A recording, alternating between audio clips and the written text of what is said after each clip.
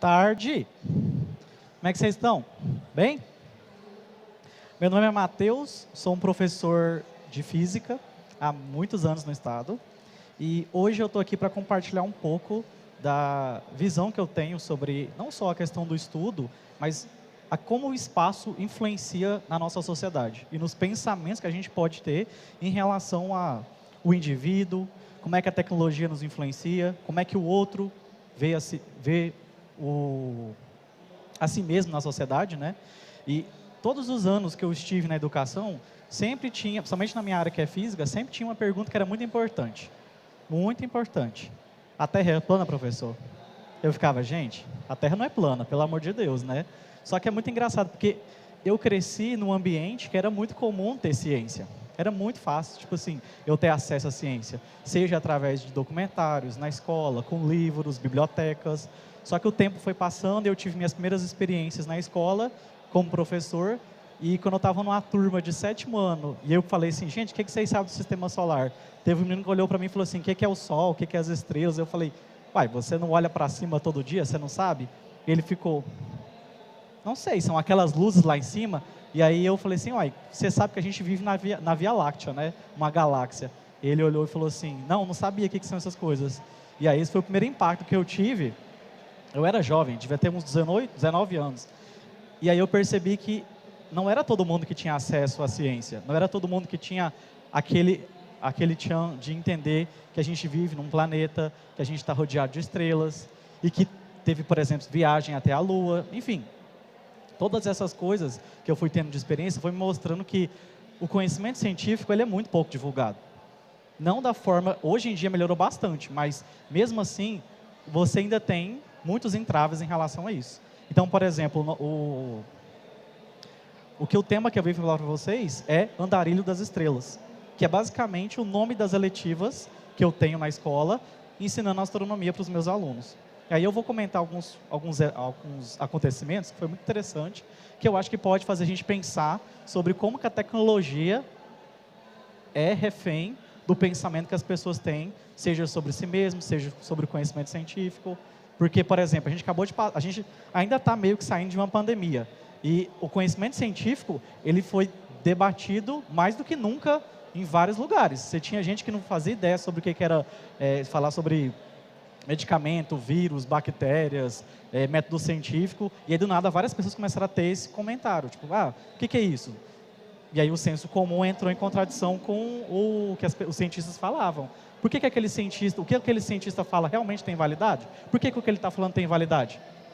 Sendo que a minha avó, que mora na fazenda há não sei quantos anos, toma um chá de umas plantas aqui e melhora. Por que esse remédio que o farmacêutico está falando funciona? E não o remédio que a minha avó está falando? Então acaba que o conhecimento comum das pessoas entrou em contradição com o conhecimento científico. E eu, como uma pessoa que está sempre estudando ciência, seja na área do espaço mesmo, seja na área de educação, de engenharia também, eu acabei vendo justamente esse contraponto. Porque eu sempre vivi, igual eu falei, de um passado que eu tinha todo o apoio, seja estudando, seja com os meus pais, seja na faculdade. Então eu estava sempre entrando em contato direto com a ciência. Quando eu virei professor e comecei a ter um contato direto com as pessoas, com a sociedade, eu vi o quão deficitária era essa questão da ciência. Que as pessoas realmente não têm o conhecimento científico como a gente pensa que tem. E aí eu acho que o espaço é a melhor porta de entrada que a gente pode ter. Por quê? Porque todo mundo olha para o espaço. Quando eu era criança, eu olhava para o espaço. E eu perguntava, o que tem lá? A nossa colega que palestrou antes também falou a mesma coisa. Você olha para o espaço, aquilo te chama a atenção. Ainda mais se você estiver num ambiente que as pessoas vão te incentivar. Tipo, o que tem lá? Será que a gente foi para a Lua? Como é que é para o espaço? E isso não é só de agora. Se a gente pegar desde o passado, as grandes civilizações, seja os maias, os egípcios, os gregos, eles olhavam para cima e com o que eles observaram, eles perceberam que aquelas luzes que tinha no céu influenciavam com o que acontecia aqui. Então, por exemplo, por que não está chovendo tem vários meses? O que aconteceu com o sol? Por que o dia está mais longo que a noite? Então, eles começaram a perceber que observar o que está lá em cima influencia o que está aqui. As estações do ano, os equinócios, solstícios, a questão do clima. E aí, com isso, elas começaram a perceber que observar o que tem lá em cima influencia diretamente o que a gente faz. O tempo passou e a gente foi melhorando essas percepções. Então, chegou um ponto que o ser humano... Porque, assim, eu acho que o ser humano, ele é o quê? Ele é um grande explorador. A gente saiu, os portugueses, por exemplo, saíram do continente deles para explorar os mares, sem saber se eles iam voltar vivos. Quem pesquisa sobre a história do Brasil, e não só, mas das Américas no geral, vai ver o quão importante é a exploração, e o quão corajoso tem que ser. E o ser humano, ele é assim, porque na hora que a gente descobriu todos os continentes da Terra, a gente olhou para cima e pensou, e se a gente fosse ali? E aí teve toda uma corrida espacial para a gente chegar na Lua, por exemplo. E todo o desenvolvimento científico e social que foi necessário para a gente poder chegar lá, a gente tem as consequências hoje em dia. Por quê? Tem aparelhos da área de medicina, na área de telecomunicações, que se não fosse o desenvolvimento espacial, para a gente ir para a Lua, por exemplo, ou satélites e tudo mais, a gente não teria o celular, a gente não teria tratamento de câncer com radioterapia. Então, são várias coisas, hoje em dia, que nós temos no dia a dia, que a gente não vê que, na verdade, começou com o quê? Com o desejo das pessoas, tipo, eu quero chegar ali. E aí você tem uma série de problemas que você tem que resolver. Então, quanto mais complicados os problemas são, mais ciência a gente precisa desenvolver. Por isso que fazer pesquisa, instigar as pessoas a querer conhecer mais, mesmo que seja a coisa mais básica, é muito importante. Por isso que eu adoro ser professor. Por quê? Porque eu estou lá vendo diretamente o que as pessoas estão falando, estão pensando. E eu posso ajudar as pessoas com o pensamento, seja a coisa mais simples, tipo assim, eu quero ser médico, ou então eu quero ser engenheiro, e direcionar esse sentimento que a pessoa tem, porque às vezes o sentimento que a pessoa está tendo pode ser uma coisa que as outras pessoas desanimam, que a sociedade mesmo desestimula, só que eu estou lá não só para poder mostrar que é possível, mas mostrar que ele pode ser uma coisa pautável para todo mundo. Por exemplo, se você quer ser um médico, o que você tem que fazer para ser médico? Você não tem que pensar só no dinheiro ou na dificuldade que é estudar. Você tem que pensar no o quão impactante aquilo pode ser. Porque tem uma frase que eu adoro do filme Interestelar, que é a frase que o pai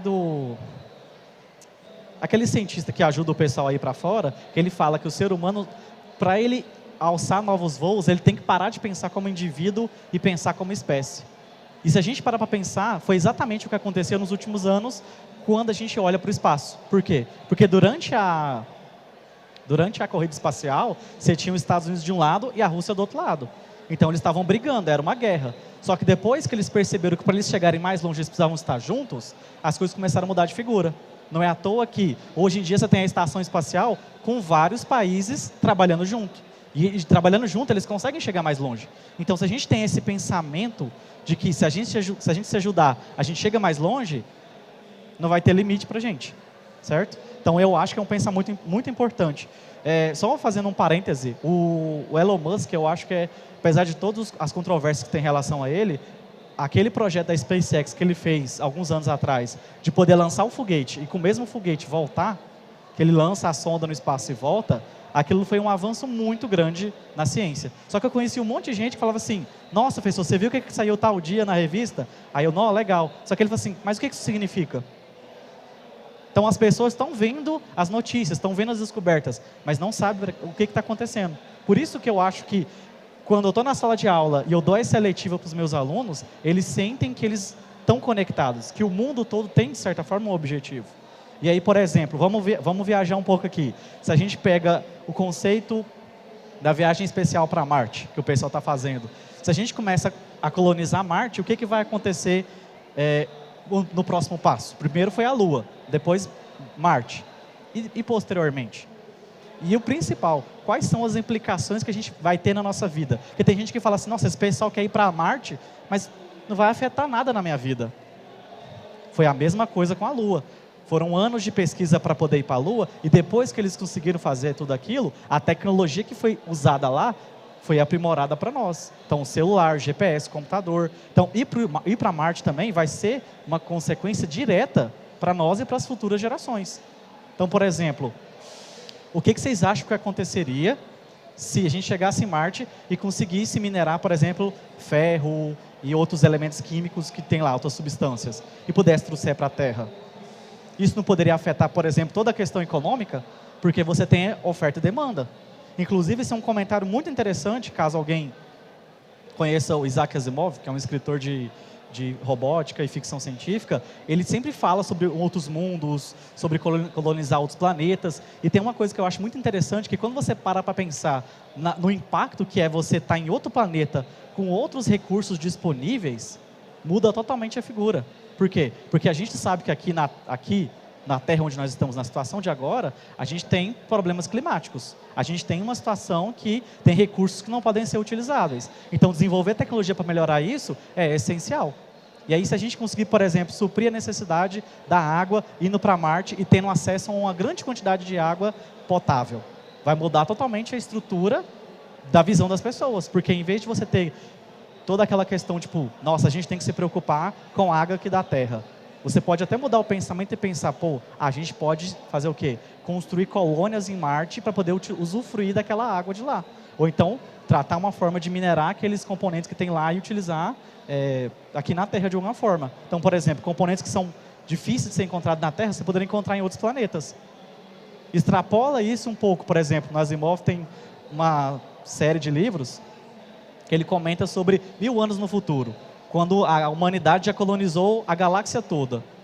Como que funcionaria quando você tivesse acesso quase que 10 vezes mais a ouro, outros metais preciosos? Como é que funcionaria a questão do dinheiro? E aí tem um monte de teoria econômica que fala sobre a teoria pós-escassez. Que aí o foco do ser humano não vai ser em acumular capital. Ele vai ser em como reutilizar aquilo da melhor forma possível. Então, tá vendo como é que o pensamento sai do indivíduo e vai para o ser humano como um todo? E a gente evolui como espécie e não só como uma única pessoa? Eu acho que o principal ponto é que a astronomia, ela é um charme muito grande.